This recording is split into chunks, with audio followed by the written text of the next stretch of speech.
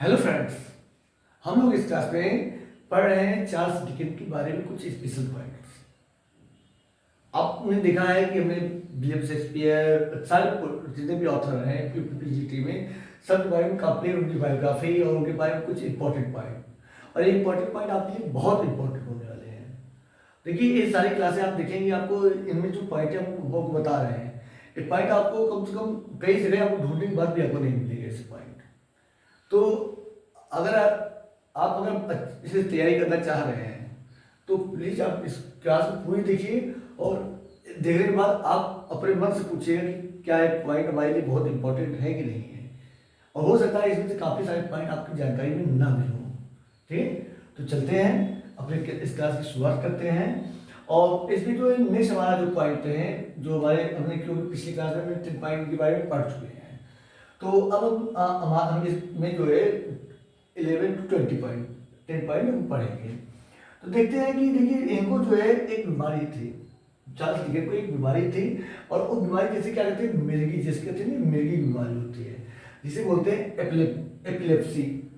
इनको जो है एपिलेप्सी एक बीमारी थी, मतलब जैसे एक दौरा टाइम नहीं आता है जब मिर्गी का दौरा वगैरह टाइम में, ऐसी जो है इनको एक बीमारी थी। ये बीमारी इनको थी चार्ल्स डिकेंस को, ठीक है ना। इस अपने लाइफ टाइम में जो है इस बीमारी से पीड़ित थे और ये बीमारी जो है इन्होंने अपने वर्क में ये बीमारी जो है इन्होंने इनके वर्क में कई सारे कैरेक्टर हैं जिनको आपको देखने को मिलेगा जिनको ये बीमारी आती है। जैसे बिलिक हाउस में आप देखेंगे, बिलिक हाउस में आप देखेंगे तो एक जो गैस्टर हैं उनको भी एक बीमारी है, इसी डिसीज से सफर करते हैं, ठीक है ना। उसके बाद अगला हाँ, उसके बाद जो है एक ऑलिवर ट्विस्ट जो वर्क है इनका, ऑलिवर ट्विस्ट, ठीक है। ऑलिवर ट्विस्ट जो इनका वर्क है, इसमें जो मॉन्क था, जो उसका ऑलिवर ट्विस्ट का जो सौतेला भाई था ना, जो सौतेला भाई था मॉन्क, जो इसमें विलेन का रूप काम करता था, वो भी एपिलेप्सी की बीमारी से ही पीड़ित था, वो भी सफर करता था इसी बीमारी से। उसके बाद जो है आवर म्यूचुअल फ्रेंड, एक इनका जो वर्क है आवर म्यूचुअल फ्रेंड,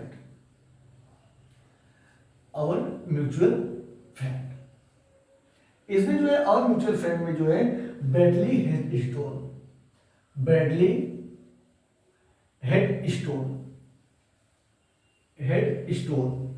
ये भी जो है आवर म्यूचुअल फ्रेंड में जो ब्रैडली हेडस्टोन है ये भी जो है इसी बीमारी से सफर करते लोग।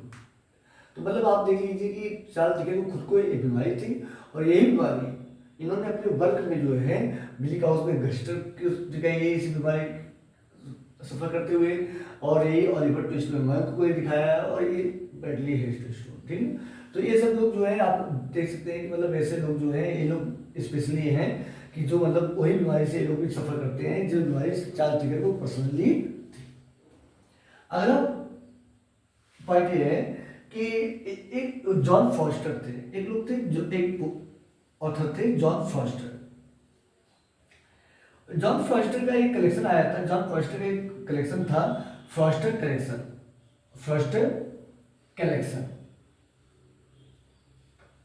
कलेक्शन।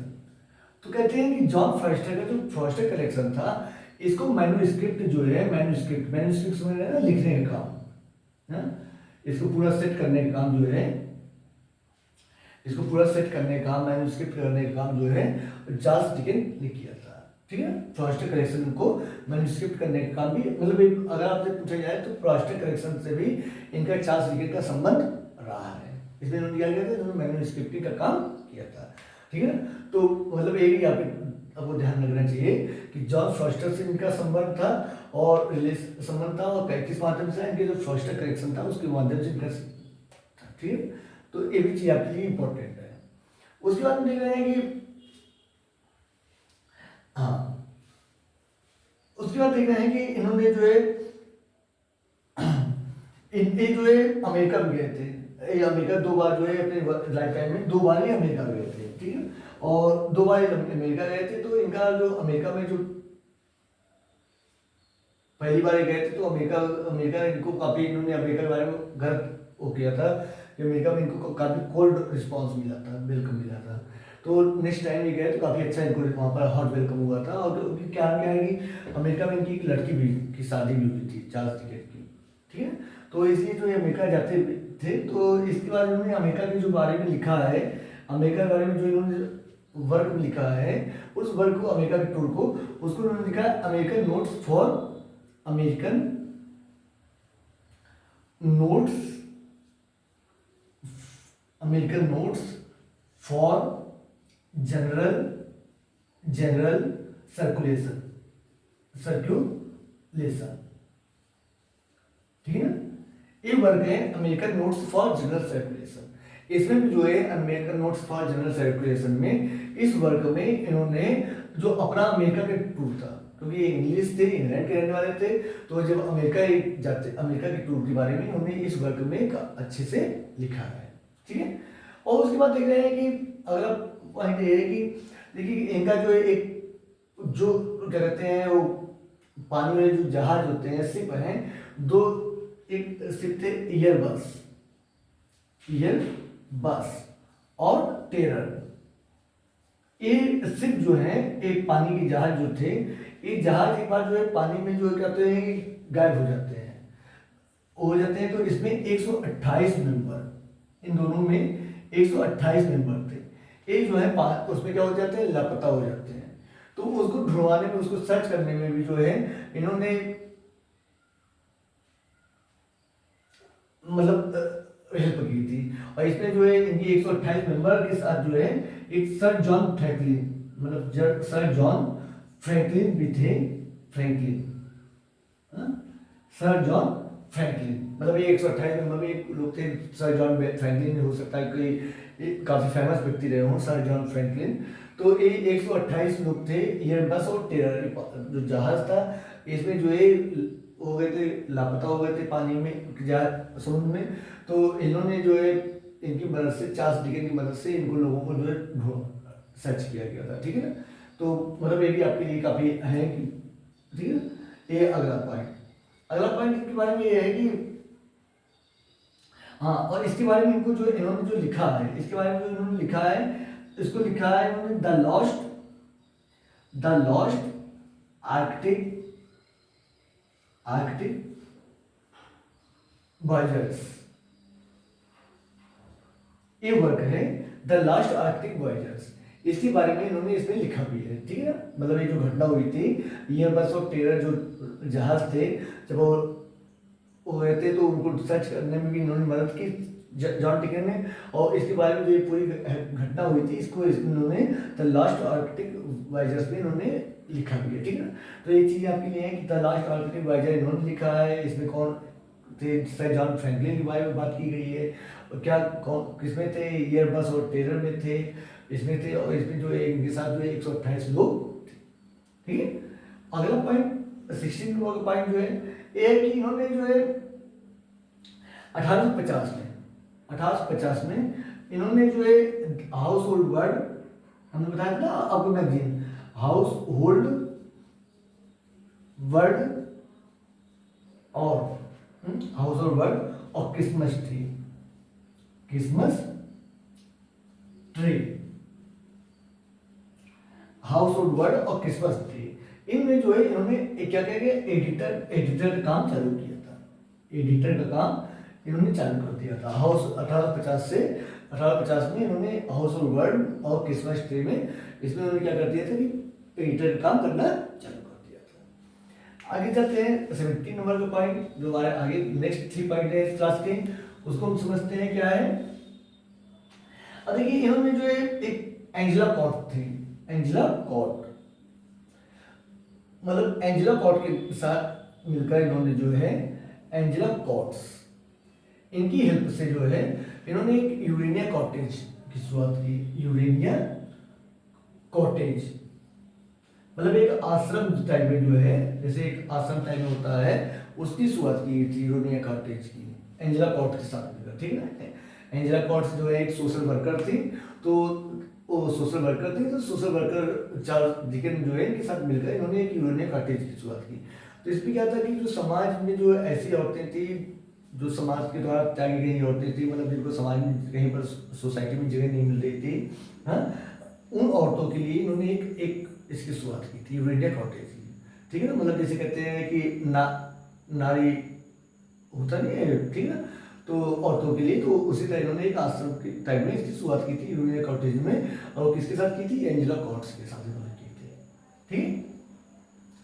उसके बाद आगे चल रहे हैं, नेक्स्ट पॉइंट हमारा, नेक्स्ट पॉइंट हमारा ये कि इन्होंने जो है डेली न्यूज में जो है एक मैगजीन थी, द डेली न्यूज, ठीक है। ये मैगजीन जो है इनके लिए बहुत आपके लिए इंपॉर्टेंट है, मैगजीन है जो इनकी वर्क है। द डेली न्यूज में इन्होंने ये जो फर्स्ट एडिटर थे, इस जो मैगजीन चालू हुई थी, इस मैगजीन के पहले एडिटर थे, फर्स्ट एडिटर थे द डेली न्यूज। इसमें मैगजीन की जो शुरुआत होती है उसमें इन्होंने काम करना चालू किया एडिटर के रूप में। लेकिन ये बात अलग बात है कि केवल 7 दिन, केवल इसमें इन्होंने केवल 7 दिन काम किए थे, केवल 7 दिन एडिटर के रूप में काम किया, उसके बाद इन्होंने इस छोड़ दिया, ठीक है ना। तो ठीक है, और उसके बाद जो है एक है कि इसमें जो इनका जो इनका वर्क है लिटिल डॉरेट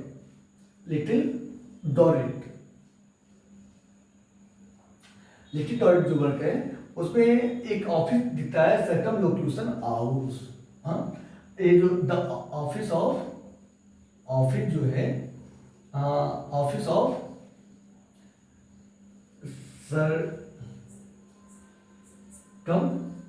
सर्कमलोक्यूशन, इस सर्कमलोक्यूशन ऑफिस जो है इनके लिटिल डॉरेट पे आता है, ठीक है ना। मतलब ये स्पेशली एक ऑफिस है सर्कमलोक्यूशन, ये लिटिल डॉरेट में आता है, ठीक है। उसके लास्ट पॉइंट जो है इस क्लास का, जो लास्ट पॉइंट है ये है कि कॉकटाउन जो है एक इमेजरी प्लेस है, जैसे देखिए कुछ इमेजरी प्लेस होते हैं ना, जैसे मतलब कुछ राइटर होते हैं अपने वर्क में जो है इमेजरी प्लेस दिखाते हैं कि मतलब कौन सा कहाँ पर जो है ये प्ले परफॉर्म हो रहा है। जैसे आपने देखा होगा कि थॉमस हार्डी जो है वो भी अपने वर्क में एक इमेजरी प्लेस शो करते हैं, हाँ। और विलियम फॉकनर भी योगना पार्ट हुआ जो एक इमेजरी प्लेस होता है वहाँ पर उसका भी शो करते हैं। तो इसी तरह चार्ल्स डिकेंस के नॉवेल में जो है कॉकटाउन प्लेस आता है, कौन सा आता है, कॉकटाउन जो प्लेस आता है एक इमेजरी प्लेस होता है, ठीक है। मतलब एक पास्टर में नहीं होता, कॉकटाउन नाम की कोई स्पेशली जगह नहीं है, लेकिन उन्होंने अपने वर्क में जो है कई वर्कों में जो है कॉकटाउन नाम की जगह शो किया है। तो इस तरह जो है, ठीक है। और एक इमेजरी प्लेस जो है मेन करके जो है हार्ड टाइम्स, जो इनका हार्ड टाइम्स नॉवेल है उसमें जो है हार्ड टाइम्स, उस नॉवेल में कॉकटाउन इमेजरी प्लेस दिखता है, ठीक है। तो इस तरह हमने इस क्लास में जो है कुछ इंपॉर्टेंट पॉइंट 10 इंपॉर्टेंट पॉइंट को देखा है, काफ़ी अच्छे से समझा कि इसमें जो 20 इसमें हो गए हैं, 10 इसमें से 10 नेक्स्ट क्लास में, पिछली क्लास में। तो इस तरह हमने 20 इंपॉर्टेंट पॉइंट के बारे में देखा है और उम्मीद है कि ये पॉइंट आपके लिए काफ़ी इंपॉर्टेंट होगा। नेक्स्ट क्लास में हम जो है इनके वर्क के बारे में पढ़ेंगे कि कौन सा वर्क इन्होंने किस ईयर में लिखा, और सारे भी जिनके जो 15 नॉवेल है उन सारे नॉवेल को काफ़ी अच्छे से हम समझेंगे, ठीक है। तो मिलते हैं नेक्स्ट क्लास में, और अगर आपने लाइक नहीं किया है तो प्लीज़ क्लास को लाइक करिए, और अगर आपको क्लास अच्छी लग रही है तो आप प्ले लिस्ट में जाकर आप काफ़ी पूरी क्लास देख सकते हैं।